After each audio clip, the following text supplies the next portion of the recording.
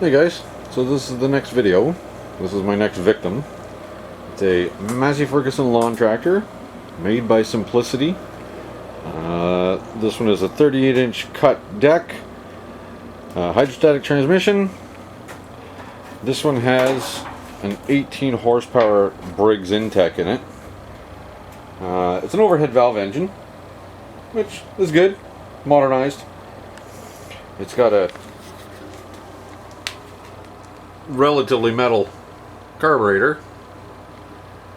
It's a newer one, so there's not much adjustability on these, but we gotta work with what we have. So the issue with this tractor is I picked it up out of the classifieds, and in the ad it said that it needs a head gasket. So that's I mean, not a big deal to do a head gasket on these. Pull the head, change the gasket, make sure everything's good, put it back together, set the valves, should be good to go. When I went there to have a look at this tractor, I did a minor check on it. The deck is in really nice shape. It's not rotted out. Belts appear to be good.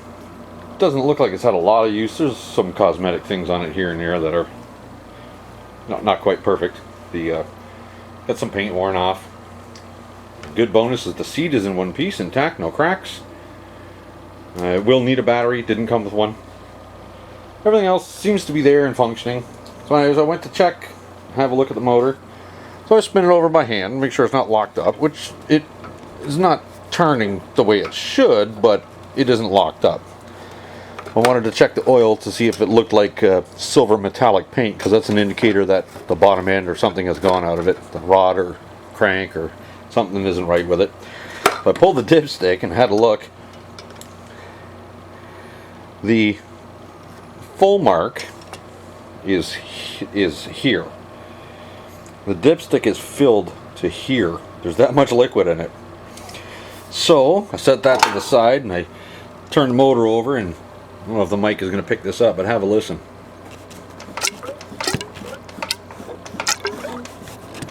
You can actually see oil and a mixture coming up that tube, and it smells like gas.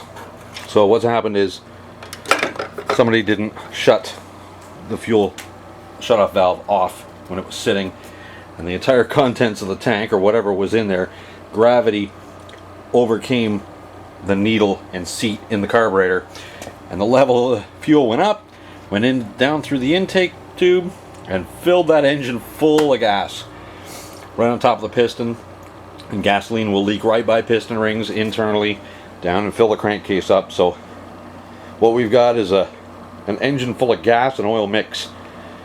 It's not very thick oil now, to say the least. So what I'm going to do is I'm going to drain it out, and I'll probably pull the valve cover off the top end, and I'm going to check the valves anyways to make sure that they're okay. But I'll drain and fill the oil, check the valves, and at that point I'll likely do a compression test to see if it indeed has a head gasket leak. I should have at least 100 pounds of compression. If I don't have that, then I know for sure the head gasket's popped.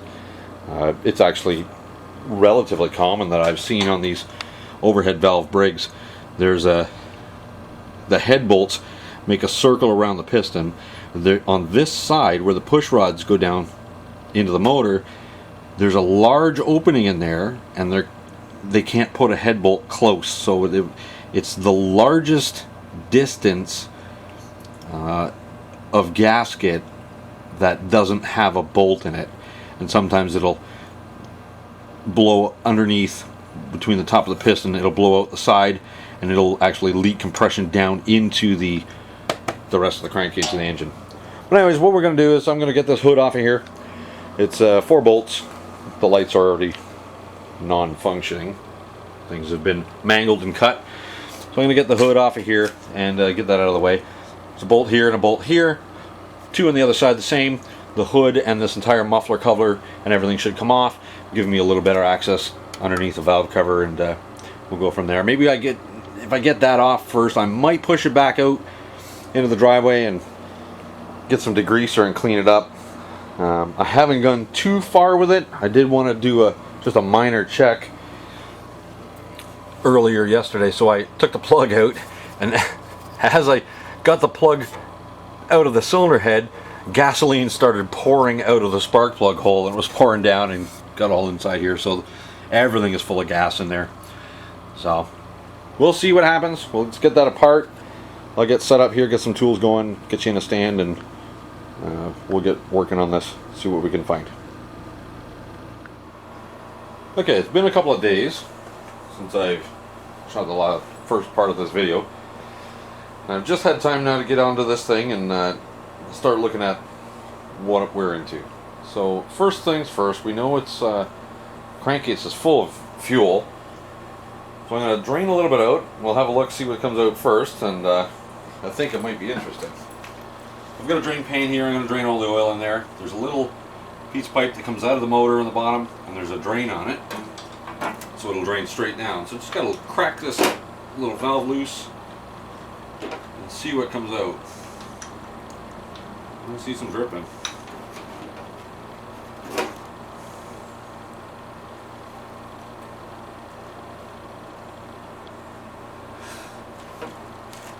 It's flowing pretty good.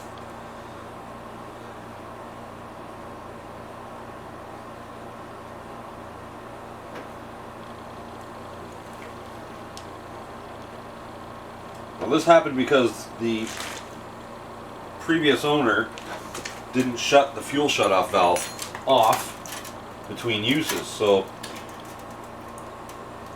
the weight of the fuel in the gas tank overcame the float and the needle and ended up tank draining into the carburetor, filling up the engine.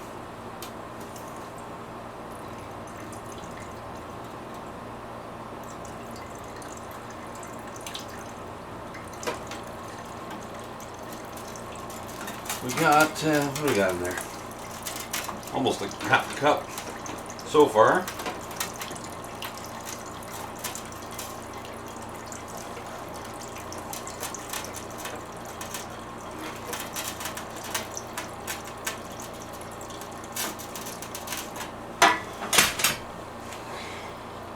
So that's what we have.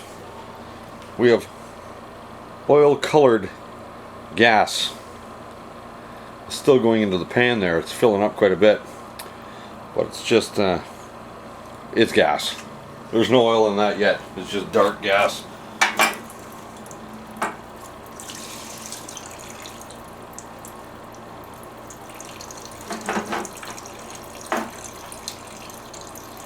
She popped out of the stand there and get a close-up of that flowing in.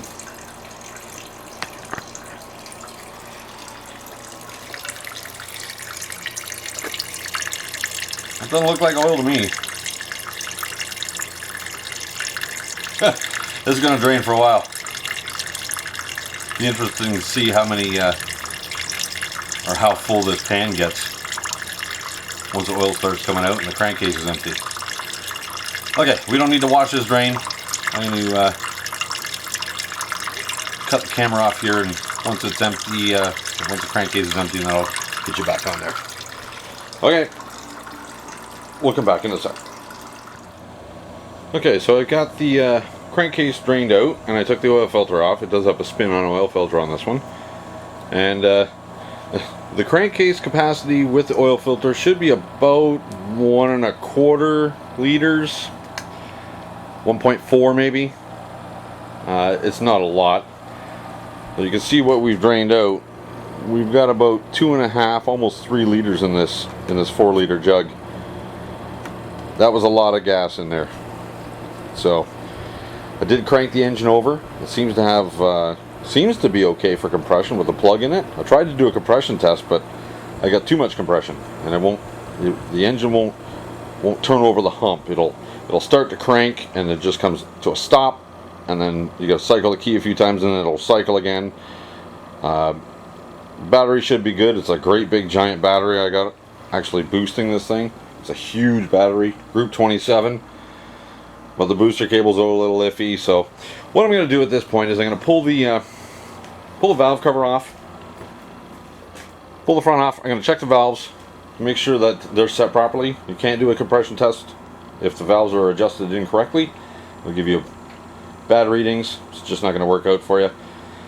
So I'm going to pop that off, go over that. I didn't put any oil back in it yet. I haven't got a new filter for it. I got to get a new oil filter for it, and then I'll top it up with fill it up with straight 30, and we'll see. But I want to do the valves first, see what's going on in there. It doesn't seem like it's got a bad head gasket. If it did, I'm pretty sure that the engine would be cranking over a lot easier. So we'll get you in the stand, pop that cover off, and we'll just do a quick and dirty valve adjustment, a valve check. Get you in the stand here. Okay.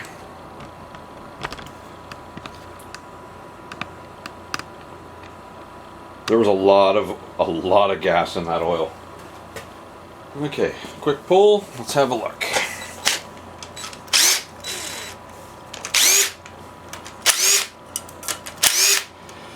Pulled the spark plug out to get the compression tester screwed in there, and a bunch of gas came out of the spark plug hole. Way too much. Way too much. Just a little bit on the flooded side. There we go. One good thing, with all that gas in the engine, it's going to be spotless in there. Everything is clean. Clean, clean, clean. But it's dry.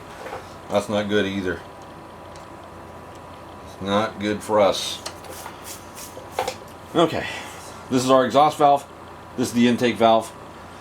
The spec on these Intech engines is you bring it to top dead center. You continue rotating past top dead center on the compression stroke. You continue rotating until the piston travels down a 1/4 inch. And that'll make sure that the exhaust valve isn't on the decompression bump. They got a built-in decompression on these engines. If it's on the decompression bump, you're going to get a false reading as well. So they tell you to go beyond top dead center. Another way you can do it, plugs out. The other way you can do it is turn the engine over until one of the valves is pushed down quite a ways, just like that. That valve is all the way open as it's going to get.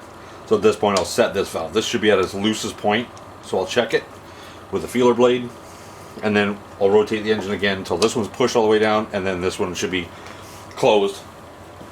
And we'll go grab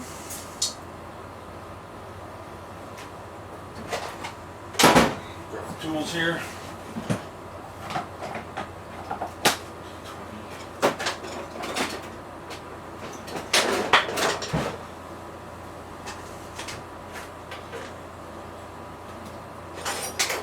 Okay. I believe it's a T20 for the center. Yeah, okay. So the exhaust valve is open. We're going to set the intake. Spec in the intake on a cold engine. It's 5 to 7 thou. Usually find that the intakes, when they do wear, they will wear, or as they're used, they will go with increased clearance, and sometimes the exhaust valve gets a decreased clearance. 5 to 7, so I'm going to set them a little on the tight side. I'll have a look here. That's pretty loose. At 5 thou, we'll get the 7 thou blade out and see if it's actually within. There's our 7 thou blade. Yeah, it's pretty loose. That needs to be set. So I'm going to set it to 5.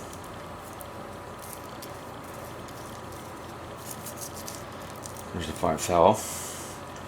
So, most of the time on a lot of valve adjustments, the center, there we go, the center is how you adjust it, and the outside is a lock nut. These engines are slightly different. These engines, you loosen that center piece, and that allows you to tighten the outside. That's your adjustment. So you don't want to get confused and start adjusting the wrong stuff. Put that blade in there.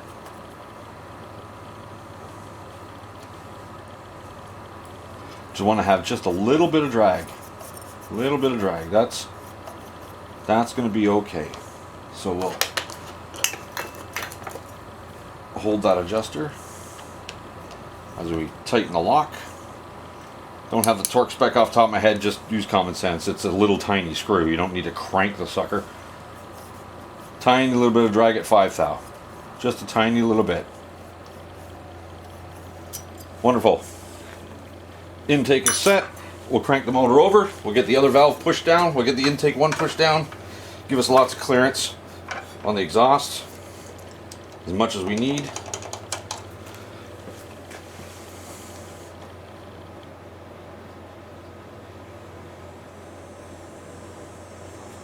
Actually, you know, I just checked the specs. The intake valve is 3 to 5, 3,000 to 5,000. So I set it on the. I did set it to 5. It's at the high end of the spec. The exhaust valve is 5 to 7, 3 to 5, 5 to 7. Most times you're going to find that when you're doing a valve adjustment, the intake is always a little tighter than the exhaust. Sometimes you'll find that intake and exhaust are the same, but usually if it's going to be a difference, the intake will be tighter and the exhaust will be looser. And what that'll do is, because there's a little bit of more clearance in there, as everything heats up, the exhaust valve gets hotter than the intake valve. Everything is allowed to expand a little bit more, and you're not going to run out of clearance. So I'm going to set this one. It says 5 to 7. I'm going to set this one at 5, and I'm going to go back to this one. I'm going to set it to 3. Want to set them a little bit on the tight side. That way it gives it room. You want to set them quite so often. So I've already got my 5 thou out. It was very loose.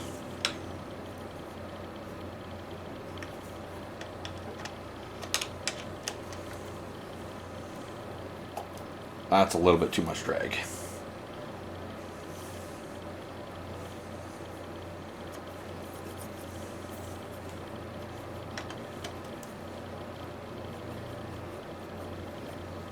Just a tiny little bit of drag is all you need.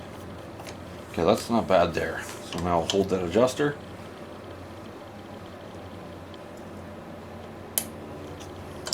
Check it again.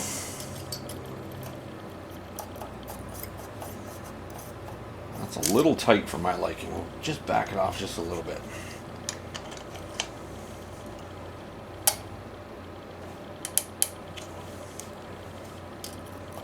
That's nice. Beautiful right there. Just a tiny bit of drag. Just verify that's tight enough. Yep, okay. So we're going to flip the motor over and we're going to loosen that one. Flip it back over again. We'll get the exhaust valve pushed down. We're good there. Set this one to 3.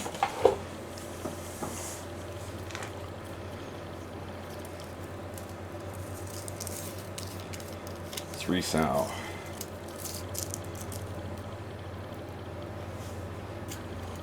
Yeah, 3 is very loose in there. Okay.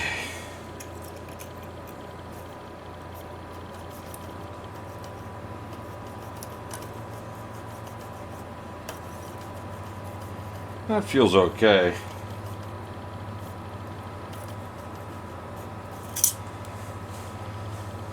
Hold the adjuster,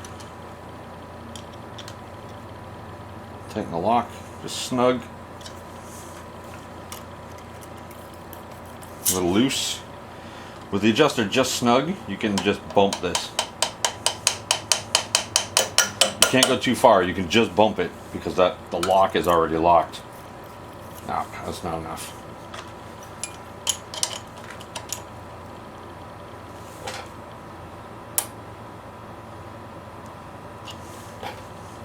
Tiny little changes, tiny adjustments. A little too much.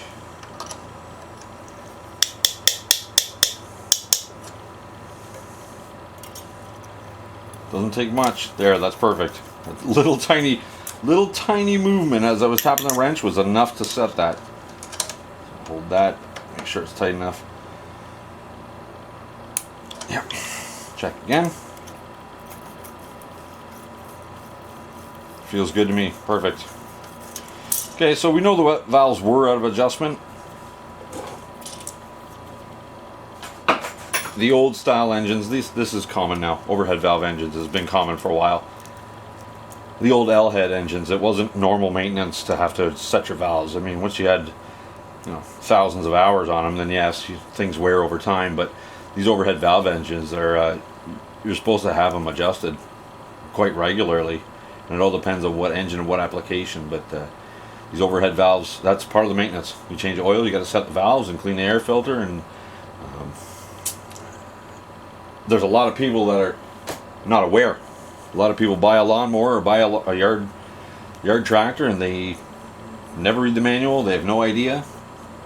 They just change oil once every 5 years, whether it needs it or not, and hope for the best. And then eventually they got to take it to an engine guy because the battery doesn't seem to be working. So the battery seems dead. Meanwhile, it's a valve lash problem. The battery will seem dead. The engine won't crank over all the way. So they put a new battery in it, it still won't crank over. So anyways, what I'm going to do is I'm going to clean up the surface. Just going to clean it with a razor blade, just flat like this, and just scrape, and it'll clean all this mess off. I'll clean this off with some cleaner, and I'm going to reuse the gasket. It's not torn or anything. It looks like it's okay. So there was a small amount of sweating around here. I imagine that's because the oil was so thin with gasoline. But I'm going to just put a little skiff of RTV on there. Not much. I'm not going to pull the gasket off and do this side because it's actually stuck to the cover pretty good. So, actually, while I'm looking at it, on Briggs engines, this is the information you need to know to get parts. Let's see if we can get a focus on it. The model, type, and code number is how your small engine shop can find the right parts for this engine. It tells them if it's a horizontal engine or a vertical engine. It tells them the displacement, the series. This is a 31,000 series. There's a 21, a 28, and a 31,000. Those are all common engines. But the rest of the numbers tell them what application it was in. It'll tell them if it has pressure oil or just sump oil. All kinds of information can be found from those numbers. Okay, I'm going to pause the camera here. I'll get this cleaned up.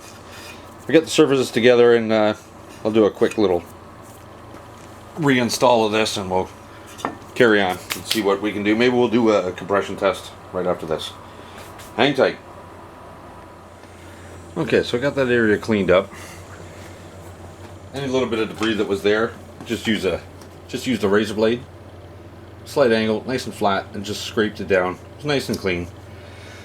We're using a RTV to seal on top of the gasket. We're just going to lay a little bit of layer on top of here, and you don't need much, just a little layer. So I'm going to put some on and just kind of move it around a little bit with my finger, make sure everything's covered. RTV requires a clean, dry surface, so use a rag or a paper towel and some brake clean. Carb cleaner, it works too. I prefer brake clean. And you gotta wipe your gasket surfaces. I did wipe this gasket and dry it off. I wiped the engine side as well. Don't need much because it is a gasket already. We're just trying to make sure that this side of the gasket is going to seal against the engine.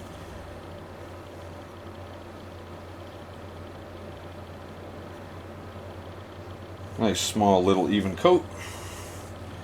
Looks good. Make sure your cover goes on the right way.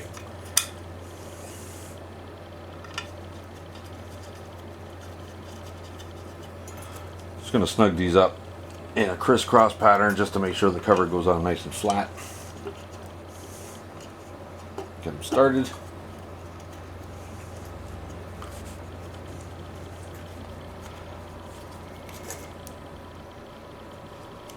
Torque spec on these is not very tight.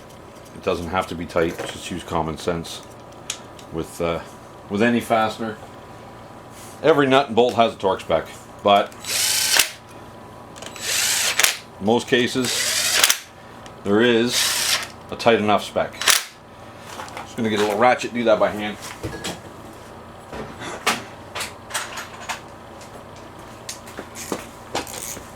Just snug them down. They weren't very tight when I took them off. They came right off real easy. It's just a tin cover threading into aluminum, so nothing needs to be gorilla tight.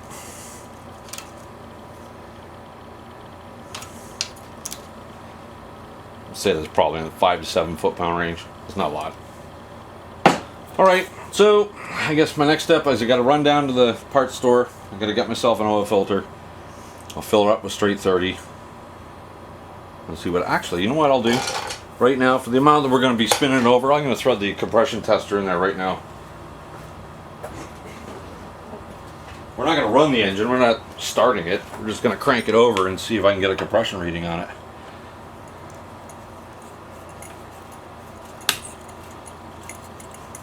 At least it'll give us some type of idea what we're up against. Booster cables being iffy, I might have to figure out a better way to do that. Tractor didn't come with a battery, so I don't want to invest in a new one before I figure out if this engine is going to be okay. I don't want to spend extra money that I don't need to spend. Okay, let's see if you can see what we're after. Yeah, okay. You're okay there. Let's see what we get.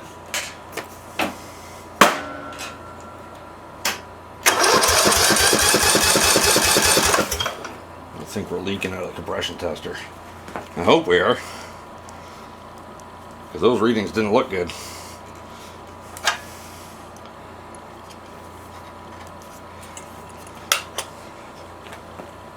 You good there? Yeah, okay.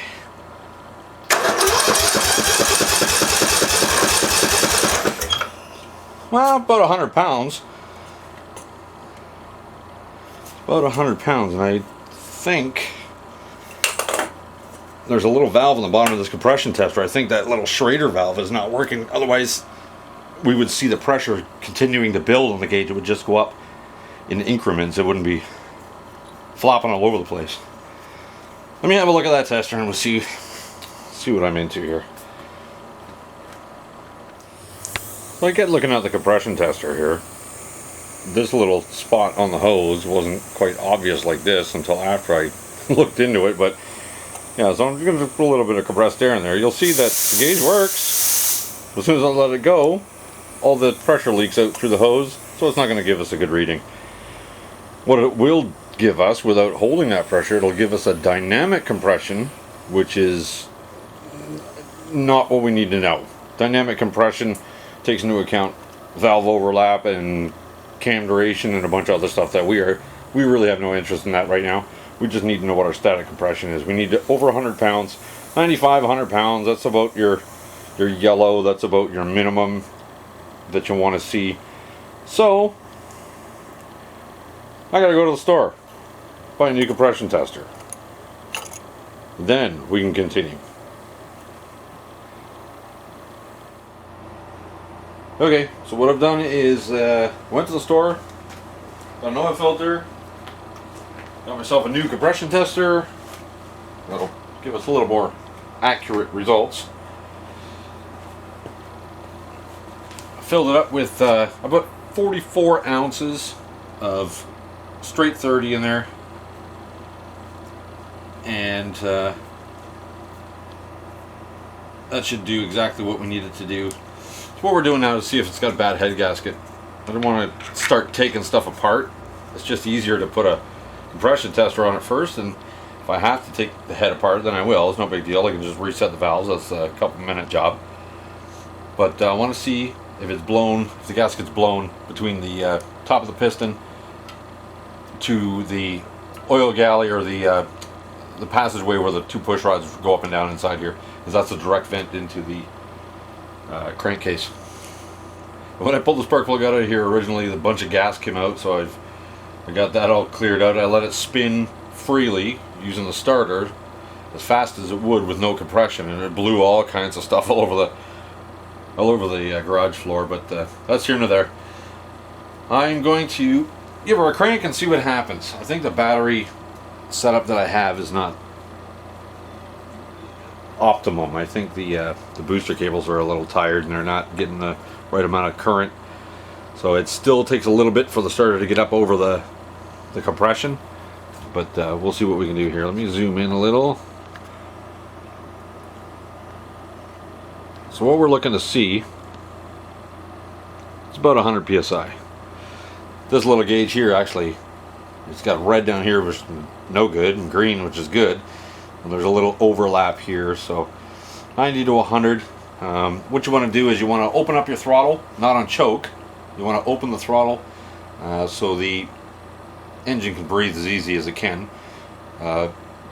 We do need a lot of air in there because we want to check the compression. So what I've done is, spark plug wire is grounded here. Well, it was. As long as it's away from everything. I don't want it around fuel. There's grounded on the far bolt over there. Just let the spark go to the ground. That'll be fine. It's not going to hurt anything. So I'm going to crank the engine over. You want to get at least 5 cycles. So you want to get 5 compression strokes so you can record it on the gauge. Alright, let's see how this works.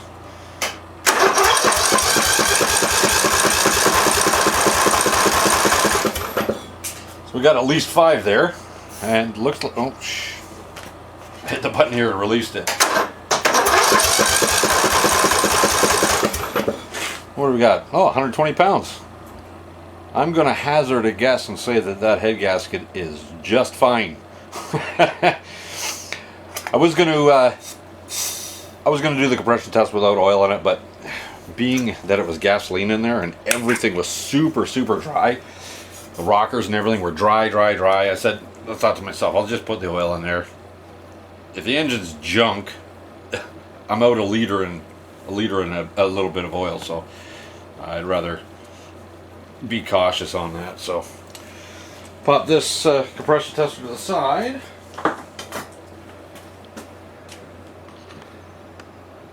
Better camera angle here. So the previous owner, I don't know what they were doing here. Zoom, there we go, focus. So that's the spark plug connector. There's no boot on it. But when I opened the hood, the boot was laying down on the side over there.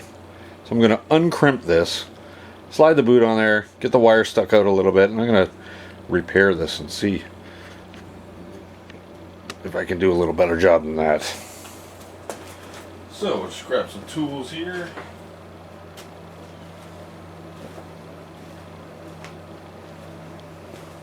Screwdriver.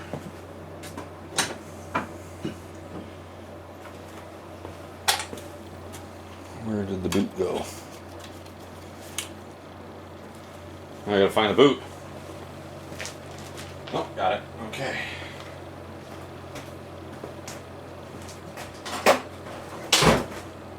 Grab some needle nose pliers. Alright, let's see what we can do here. So I'm just gonna unmangle this.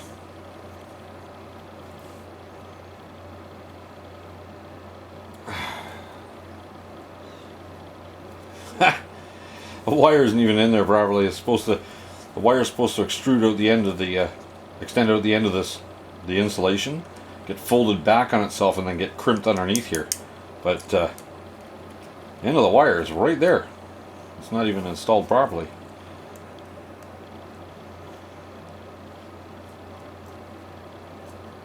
Okay.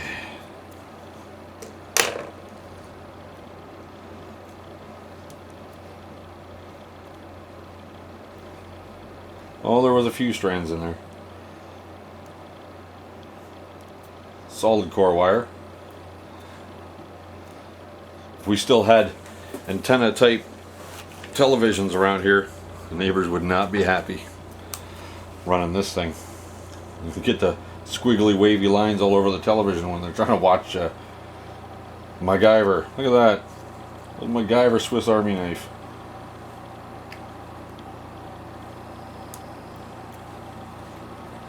Alright. That'd be alright there.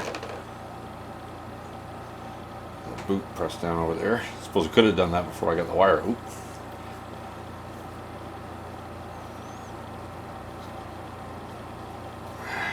Work it down. This disaster. Got a pair of pliers here.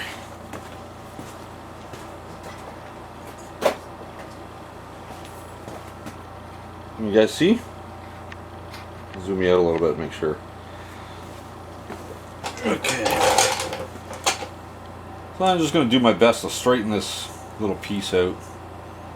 Make it look somewhat like it's supposed to.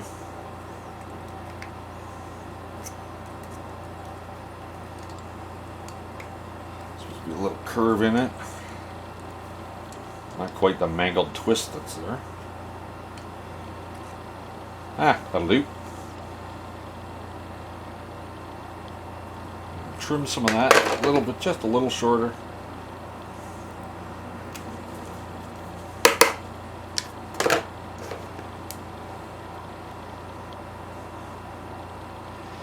Like I was saying there, the wire's supposed to be folded back like that, and then this part crimps over the folded area.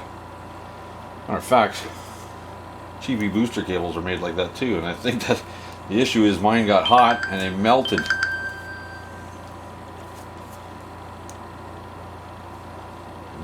So the insulation on the wire got underneath where the conductor is supposed to be crimped on there.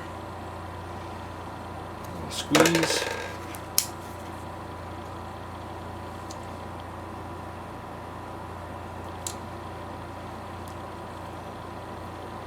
That's looking more like the way it should. Oh, that's not right.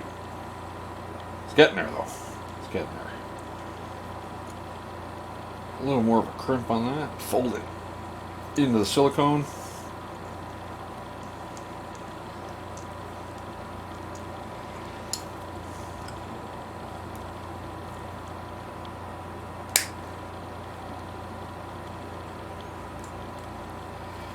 Okay, hope for the best.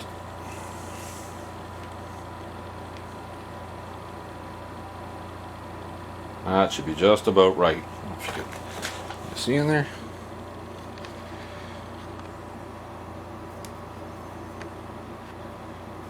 Focus.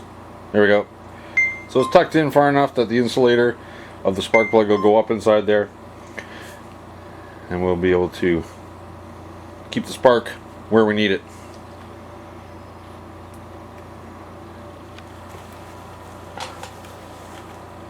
Spark plug. I've got it to 30 thou. It was too big. Now it's at 30. We'll see how that goes. So I think it's got a little bit of fuel in it. It smells okay, so it's not too old crappy fuel. So there's no muffler on it.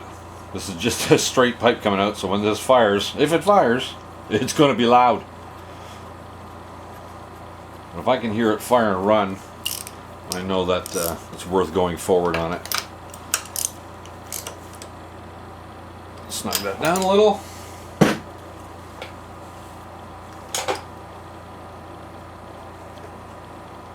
There we go, nice and tight. I'd like to see an angle boot on that. I think I might actually change that out for one of the replacement ends. It just screws right in the end of the high tension lead. For now, this will get us running. Okay, let me gather the stuff off of here before it goes flying across the shop. We'll back you guys up.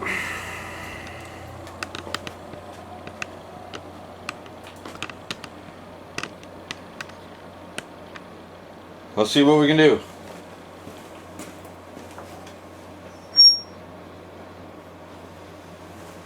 I can go without choke for now. Everything's full of gas everywhere, so I might start without the choke. Let's see.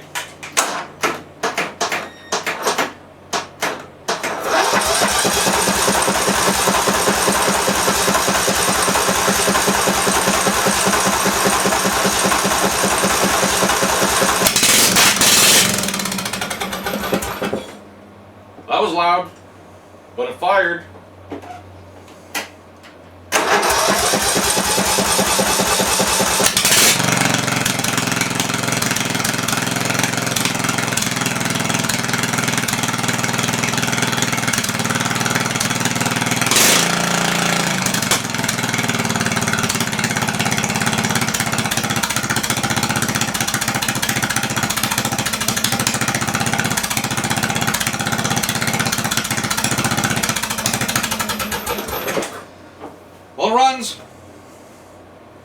It runs. Ooh, it's getting smoky in here. I'm gonna let that burn off, cook off, open the doors. Shop's full of smoke. So it does run. Sounds like the carb is puddling, or it's allowing drops of fuel into the engine instead of a mist. Fuel and air mixture proper, the way it needs to be. So I might pull the bowl off that carb. Shut the fuel off before it overflows the engine again. I'm going to pull the bowl off. I'm going to check, make sure that that float in the needle and everything is okay. There might just be a chunk of something in there. Maybe it's up in the needle that's holding the needle open, allowing the fuel to go through. But man, that was pretty loud. Pretty loud. I got my ears were ringing there when it first fired up on the choke. Okay, I'm gonna let this cook off. Open the doors, let the fumes out and everything, and we'll get back on it in a few minutes. So I fired it up again to let it run a little bit. I slid the muffler on because it was too loud. So the muffler was full of oil and gas, so it really smoked up the place. This video is just over 40 minutes long. I'm gonna make a part 2, so stay tuned. We'll finish this thing up and make another video. Thanks for joining me, guys.